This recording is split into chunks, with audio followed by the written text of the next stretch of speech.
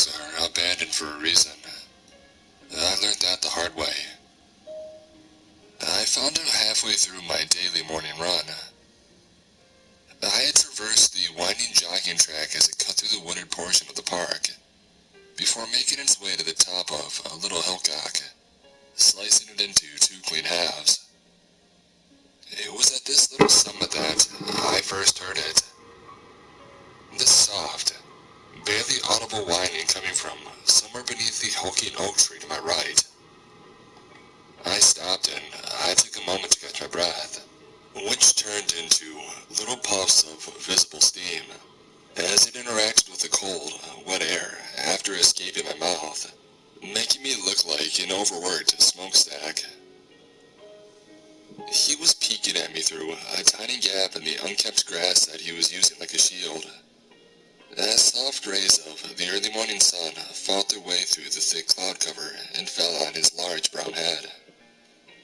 I quickly scanned the surroundings to confirm that indeed there wasn't anyone else anywhere nearby. What in the world was this dog doing here all alone? I wondered. Had he been abandoned? Was he lost? He didn't look like he was wearing a collar. He looked almost longingly at me, and so I decided to investigate. He barked softly, and his tail began to wag as I trotted over to him.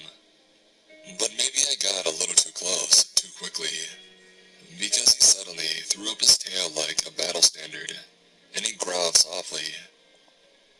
Mixed signals, huh? It was possible that whoever had left him here had also abused him. That would be a likely, if heartbreaking, explanation of this odd behavior. I decided to respect his boundaries, and retreated to a distance I thought would make him feel safe. Hey there, buddy, I said in a voice as sweet as saccharine. What are you doing here all alone? He cocked his head to the right and began looking at me in amazement, with these strange, almost human-like eyes. I snapped my fingers in rapid succession, and I whistled tenderly, letting him know that I'd posed no threat to him. He howled delightfully, as his bushy tail began sweeping the air once again. I patted my thighs. Come here, boy. Come. He sprinted towards me, trampling the grass with astonishingly long strides, startling me with his speed. I thought he was going to bowl me over, but he ground to a halt right outside of my reach, licking his lips and wagging his tail nervously. I instinctively bent towards him, but stopped when he looked warily at me. Better be safe here and let him take the lead. He hesitated, but began slowly approaching me, his nose buried in the ground, sucking up all the interesting smells as he kept watching me from the corner of his eyes, cautious but hopeful. His whole backside started jerking left and right, as his nostrils reached my shoes, and he howled in elation before licking away at my shins.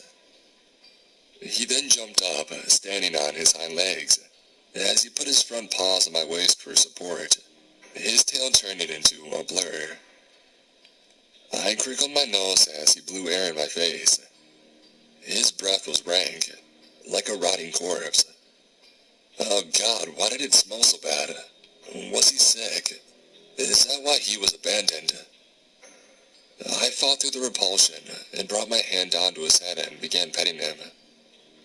He really liked that, and showed as much to me by rubbing himself against my legs. He then backed up and jumped at me again, playfully biting at my fingers. I threw my hands up in the air, far out of his reach, and so he went down and started nibbling at my shoelaces. Hell, he was energetic, hopping from one place to another, running circles around me, barking, whining, biting, scratching.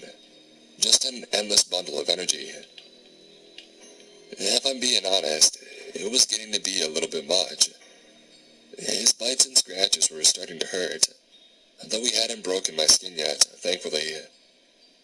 It was when he caught my pants between his teeth and began shaking his head furiously that I decided to speak up. "Stop, that's enough," I said gently but firmly. "Stop it." He looked up at me questioningly, the fabric of my pants still tangled up in his mouth. "Drop it," I said. He didn't listen and continued to bite at my leg, his teeth digging into my flesh. I decided to be a bit more stern. "No." He froze and I could feel his whole body tense up. He came at me again, trying to bite my knees, so I said no again, much louder this time. He reacted by baring his teeth at me aggressively, as the hairs on his back stood up. It was a shocking change, going from playful to such a violent behavior in a matter of seconds. I felt a little nervous as I took in the baleful snarl on his face. Should I not have been so stern? "It's okay, buddy," I whispered, my voice a little unsteady now, not knowing how he would react. He growled threateningly as his eyes hardened and he began nipping at the air, his teeth gnashing awkwardly, sending a tingling sensation crawling down my spine. Jesus, what was the reason behind this sudden transformation? The dog almost looked rabid at this point. It suddenly dawned on me that I was all alone here. If he decided to attack me, which seemed to be a certainty now, I would have to fight him off all by myself. I wanted to defuse the situation, but he didn't look like he wanted to do anything other than to attack me. He lunged at me, snapping his teeth dangerously, and I brought my foot up to push his face away, taking care not to hit him. But with the way that he was looking at me, I doubt my restraint would last, not if I wanted to avoid getting bitten. He came at me again, this time wrapping his teeth around my shoe and biting with all his might. I quickly swung my leg and he jumped away to safety before charging at me again, fangs bared, ready to sink his canines into my flesh. I kicked at his head, more out of desperation than a desire to hurt the animal. But he was far too nimble, easy dodging my attack and pouncing on me again, and again and again. He circled me like a predator, eyes sharp, growling menacingly. There was actual malice on his face. He didn't just look like your average angry mutt. There was something much more vicious going on here. Sweat gushed down my brow and stained my pits as my heart began pounding so hard in my chest that I feared it would burst out any second. This had turned into a very dangerous situation, and my fight-or-flight instinct was kicking in hard. Anything that gets me out of here. He leapt at me one more time, but this time I connected. It was but a glancing blow, but it was enough to daze him. And I took full advantage of that, and I took off running, not looking behind me even once. But I could feel him hot on my heels, his breath warming the back of my knees, teeth always inches from tearing off chunks of my flesh. I pumped my arms and legs as I ran, fear and adrenaline pushing me past my limits. Down the incline of the hillock, past the towering pine trees, over the little wooden bridge. I ran and ran and ran, and the freaking dog kept pace with me. If it hadn't been for my years of practice at running, he would have caught me a long time ago. However, I was starting to run out of breath, and as his teeth scraped my shin, I knew he was going to get me soon. Salvation came in the form of voices just up ahead. With renewed vigor, I picked up speed once again, even as my lungs threatened to explode in my chest. The dog trailed off when people started becoming more visible, then just tiny dots in the distance, and he soon disappeared into the foliage, leaving me a wheezing, shivering mess. Really? A little puppy traumatized you this much? twinkling with mirth and mischief. I pulled up my pants and began applying the cream to my leg.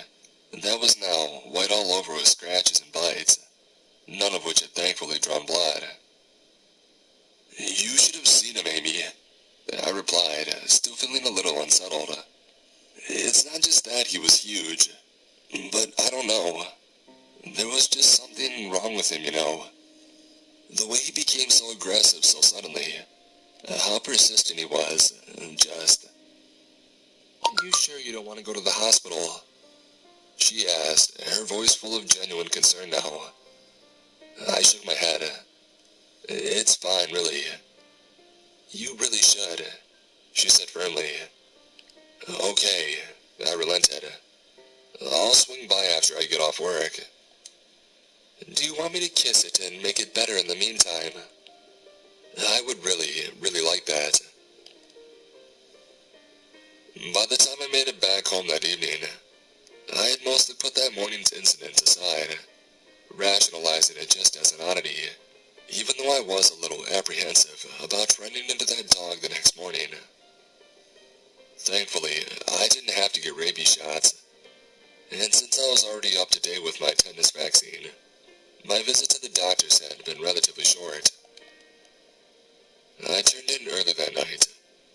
Work had been especially tiring. At first, I didn't understand what exactly had woken me up in the middle of the night.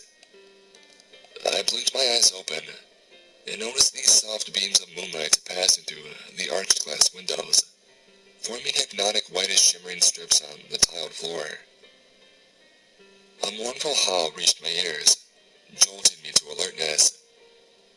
Goosebumps formed on my arms as I instantly understood who was making that sound. No freaking way. I sprang out of bed, pushing the quilt aside and scrambled for the windows. I drew the curtains aside and I peered outside. Our house was located on a quaint little cul-de-sac, right where the road loops around, giving me a wide view of the neighborhood. Out there beneath a flickering streetlight that intermittently swept aside the darkness was the dog, sitting patiently and howling to his heart's content. My heart started racing. What in the world was he doing here? He stopped, sharply swung his head around, and began staring at me hatefully. I don't know how, but he knew that it was me standing here at the window looking at him. I shuddered as I met his malicious, piercing gaze, feeling more naked and exposed than I had ever had. He snarled and began slowly walking towards me, fangs bared, ready to pounce. It was so bizarrely terrifying. Why was he here? What did he want? "Amy," I whispered, my voice so fearfully low even I couldn't hear it. I gulped and I cleared my throat. "Amy!" "What?" She groaned, and the sheets rustled as she began to yawn. "It's him," I said, the curtains shaking as my hands trembled. "The dog. He's here." "Go back to sleep, baby." "Get off my freaking lawn, you mutt!" came the voice of Mr. Kowalski from his house lying to the left of where the dog was. Something crashed against the trash can in the front of my house, making a loud, booming sound. "Out!" my neighbor screamed again.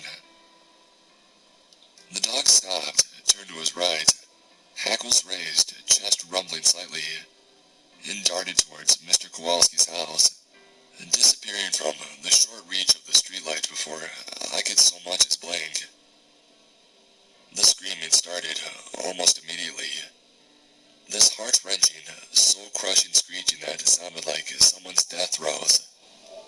I felt fear. No. Sheer primal terror coiled around my chest, making it difficult to breathe. Oh my God, what was that? I jumped, the fear nearly making me yelp.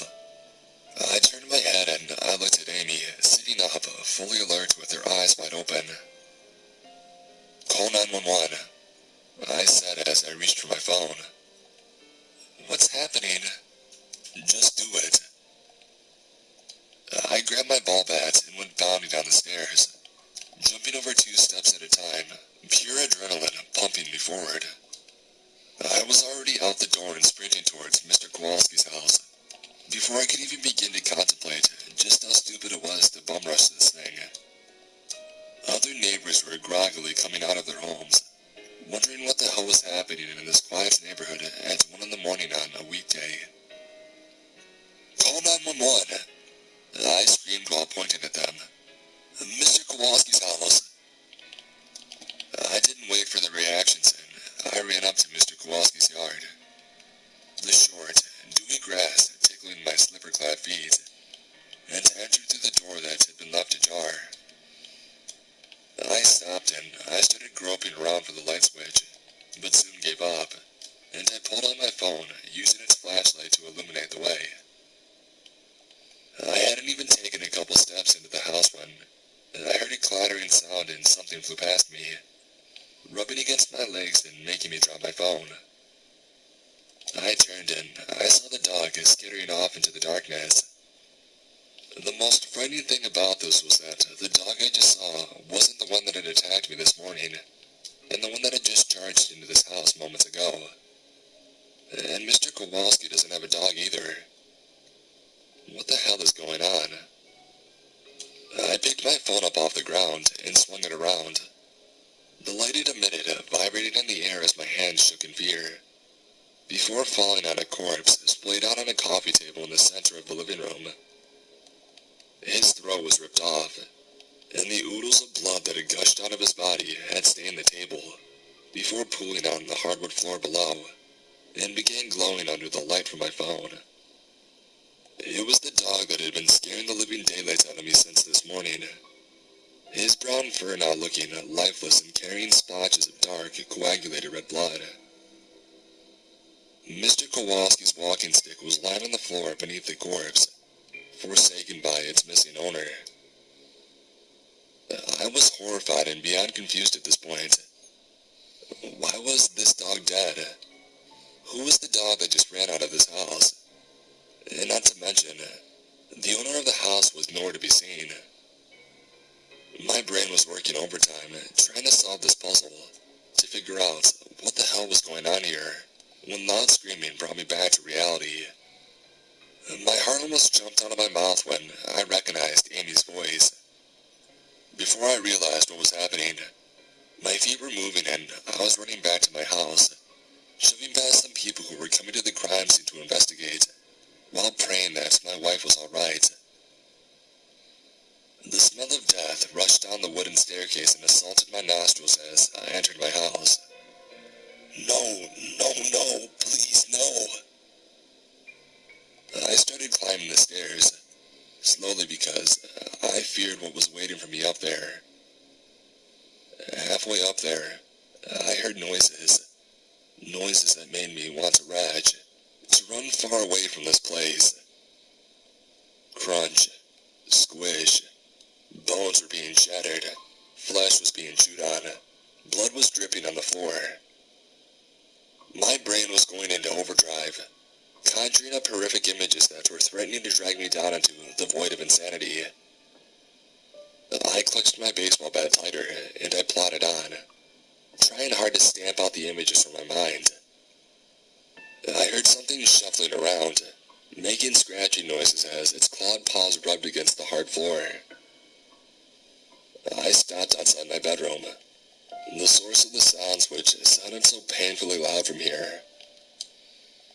After taking a deep breath, I walked in, using the phone to light up the room. What I saw there wasn't what I was expecting, not even close to it, and it will continue to haunt me till the day I'm lowered into my grave, maybe even beyond it. The dog that had run out of Mr. Kowalski's house was lying dead on the floor of my bedroom, its throat ripped out, and my wife was hunched over the corpse. "Amy?" I whispered as I shone the light on her. crunching, squishing, cracking. The sounds rang loudly in the quiet room, bouncing around the walls before harshly invading my ears. It was Amy. She was biting in the dead dog's flesh and eating it. Her gnarly-looking hands now sprouting vicious little claws as clumps of hair fell out from her fast balding head. Her arms were pockmarked with puncture wounds, scars of the short battle she had fought with the dog who was now laid out like a scrumptious meal in front of her. The dog may have died, but I had a sinking feeling that it had gotten what it had really wanted. I grunted involuntarily at the repulsive sight in front of me. Her head shot up at my voice, and then was cocked to the right. She saw me, fur and flesh hanging from her mouth, and growled.